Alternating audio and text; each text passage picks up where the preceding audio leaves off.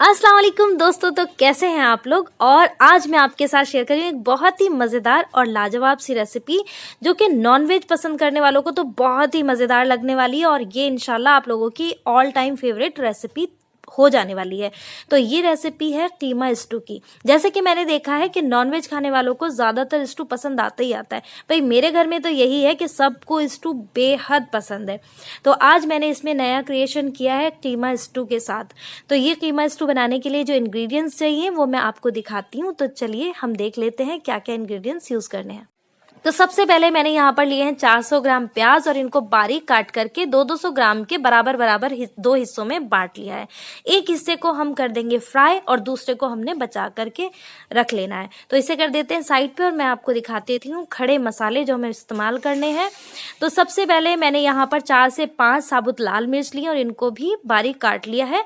और handful of garlic यानी कि लहसुन पूरी पोथी लेनी है और उसको भी बारीक काट लेना है। अदरक लेना है 3 से 4 इंच का यानी कि जिंजर, उसको भी बारीक काट लेना है। 2 तेज पत्ते यानी कि बे लीव्स लेनी है। 8 से 10 काली मिर्च यानी कि ब्लैक पेपर कॉर्न लिए हैं। और 4 से 5 मैंने लिए हैं क्लोव्स यानी कि लौंग और 2 बड़ी इलायची यानी कि ब्लैक कार्डमम लिया है। और 1 चम्मच क्यूमिन सीड्स यानी कि जीरा लिया है। तो ये हमारे साबुत खड़े मसाले हो गए। इसके अलावा भी इस्तेमाल करने कुछ मसाले जो कि मैं आपको बाद में दिखाऊंगी। करीब यहाँ पर हमने 100 ग्राम ऑयल लिया है। उसे अच्छे से गर्म करने के बाद हमने आधी प्याज को ब्राउन कर लेना है। तो चलिए ब्राउन कर लेते हैं। और जैसे ही ये ब्राउन हो जाएगी उसके बाद जो है हम आपको दिखाएंगे। ये बाकी की प्याज हमने बचा कर रख दी है। तो ये जैसे ही ब्राउन होगी इसमें हम ये देखिए अब ब्राउन हो चुका है। अब ये सारे खड़े मसाले जितने मैंने आपको दिखाए थे, जीरा चला गया, बड़ी इलायची, लौंग, काली मिर्च और ये कटी हरी मिर्च लाल मिर्च और जिंजर गार्लिक यानी कि अदरक लहसुन सब कटा हुआ खड़ा मसाला हमने डाल देना है। अब 1 से 2 मिनट हमने इसको भून लेना है। बहुत थोड़ी सी देर के लिए ही भूनना है, ज़्यादा देर नहीं भूनना। और इसके बाद हम करीब मैंने 600 ग्राम यहाँ पर लिया है कीमा और इसको हम डाल करके करीब 3 से 4 मिनट हमने इसको अच्छे से भूनना ही भूनना है। उसके बाद हम आगे की रेसिपी तैयार करेंगे। तो यहाँ लिया है 1 बड़ा चम्मच साबुत धनिया जिसको कूट लेना है।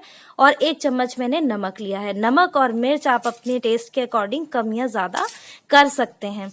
तो बस इसे अच्छे से भुन जाने देते हैं। और यहाँ पर रखे हैं करीब 300 से 350 ग्राम टमाटर जो मैंने रफली चॉप करके रखे हैं। इसका इस्तेमाल हम साथ में करेंगे। अभी भुन जाएगा उसके बाद हमने करना है। तो ये काफी हद तक भुन गया है और अब हम इसमें टमाटर डाल देंगे। और साथ ही हमने जो प्याज बचा कर रखी थी उनका इस्तेमाल भी हमने इस वक्त करना है। तो यहाँ पर ये कच्ची प्याज जो हमने बचा के रखी थी ये भी इस प्रेशर कुकर में चली गई है। अब इसे भी अच्छे से मिक्स करके अच्छी तरह भुनाई करनी है करीब 2 से 3 मिनट। और उसके बाद हमने प्रेशर कुकर को बंद कर देना है। 2 से 3 सीटियां लगानी है, अच्छे से कीमे को गला लेना है। और उसके बाद हम आपको दिखाते हैं आगे हम क्या करेंगे। तो बस भून लेते हैं और ढक्कन लगा देते हैं और इसे अच्छे से पकने देते हैं। तो यहाँ पर प्रेशर ख़त्म हो चुका है, सीटियाँ आ चुकी हैं। तो ये ढक्कन खोल लेते हैं और जो ये कीमा है अब इसको खूब अच्छी तरह से हमने भूनना है। इतना भूनना है कि जो भी इसका पानी है, इसमें पानी बचा हुआ है, देखिए मैं दिखाती हूँ। ये देखिए ये सारा पानी खुश्क हो जाना चाहिए और ऑयल ऊपर आ जाना चाहिए। तो यहाँ पर सारा पानी हम खुश्क कर चुके हैं इसका। तो ये लीजिए अच्छी तरह से इसकी भुनाई हम कर चुके हैं। ऑयल भी काफ़ी हद तक सेपरेट हो चुका है। इसकी भुनाई होना बहुत अच्छी तरह ज़रूरी है।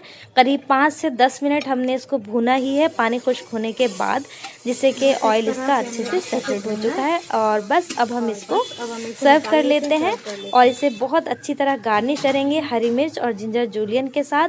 और आप इसे सर्व कर सकते हैं नान, पराठे या रोटी के साथ। और ये आप दावत में जब भी बनाएंगे ये महफिल जीत ही लेगा इंशाल्लाह। तो ज़रूर आपको पसंद आया होगा, ये मुझे पूरी उम्मीद है। और अगर आपको ये कीमा स्टू पसंद आया है तो प्लीज़ लाइक, शेयर और सब्सक्राइब करना बिल्कुल ना भूलें। एक बार तो ट्राई करना इसको बनता है, ज़रूर ट्राई करें।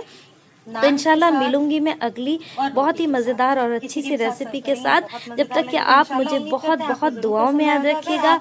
अल्लाह हाफिज़। तो प्लीज लाइक, शेयर और सब्सक्राइब करना बिल्कुल ना भूलें। हमें अपनी दुआओं में याद रखें। इंशाल्लाह मिलते हैं अगली वीडियो में। जब तक के लिए अल्लाह हाफिज।